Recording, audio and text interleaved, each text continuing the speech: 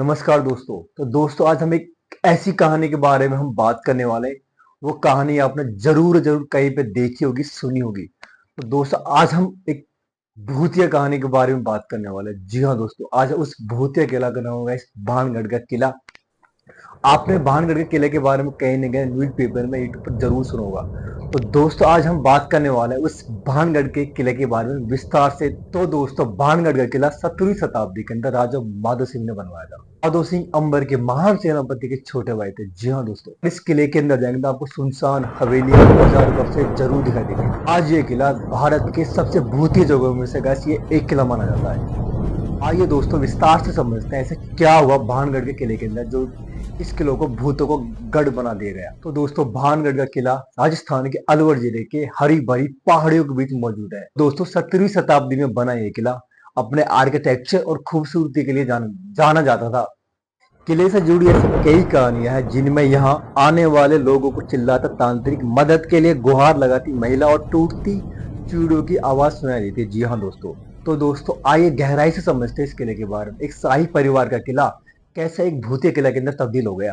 भानगढ़ का किला 17वीं शताब्दी में राजा माधो सिंह ने बनवाया था। जी हाँ दोस्तों, तो माधो सिंह अंबर के महान मुगल सेनापति मान सिंह के छोटे भाई थे। पूरी बस्ती के साथ भानगढ़ किला 5 बड़े गेट से निसुरक्षित था।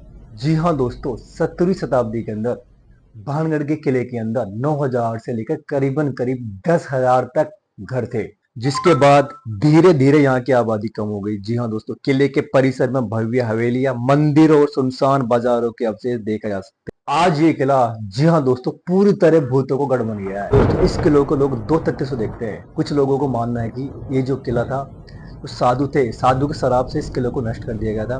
दूसरी धारणा गाइस ये थी कि जो यहाँ की रानी थी रत्नावती, उससे भी जुड़ी कुछ पहले। तो दोस्तों दोनों कहानी के तथ्यों के अनुसार हम इस कहानी को आपको विस्तार से समझाते हैं। पहले जो तथ्य के बारे में, दोस्त यहाँ के लोगों को मानना है कि यहाँ पे एक साधु रहा करते थे। उसी साधु के शराब के कारण इस जो हरा भरा भानगढ़ का जो किला था गाइस उसको नष्ट कर दिया गया था। यहाँ के जो आसपास के जो लोग हैं उनकी भी यही धारणा है कि यहाँ पे जो साधु थे उन्होंने इस किले को शराब दिया था। तो गाइस आइए विस्तार से समझते हैं उस साधु के शराब के बारे में। दोस्तों पहली कहानी गाइस यहाँ पे बाबा बलावनाथ नाम की। जी हाँ दोस्तों, उस बाबा का नाम था बाबा बलावनाथ। उन्होंने इस भानगढ़ के हरे भरे किले को वही शराब दिया था। यहाँ के जो परिसर के जो लोग हैं उनका भी यही मानना है। जो बाबा थे यहाँ के, उस बाबा का नाम था बलावनाथ।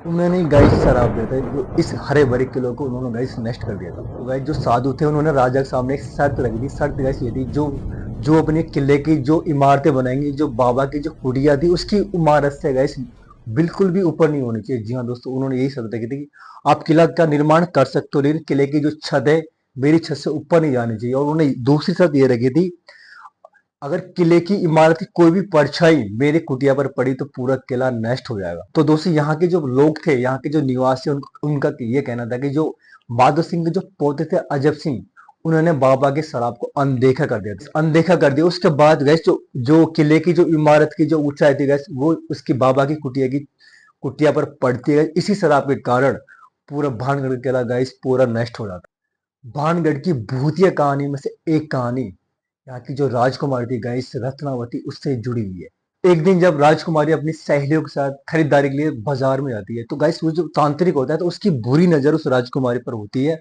तो राजकुमारी को इत्र खरीदते हुए देख लेता है। उस टाइम उस तांत्रिक ने जो राजकुमारी थी उस पर काला जादू करने की पूरी कोशिश की थी, ऐसा लोगों को मानना था। उसने जो इत्र था कि जिसने वो एक इत्र एक बार लगा लिया, जिसके संपर्क में आने के बाद व्यक्ति उस शख्स के प्रति अपने आप दौड़ा चला जाता है, ऐसे लोगों की वहां पर धारणा थी।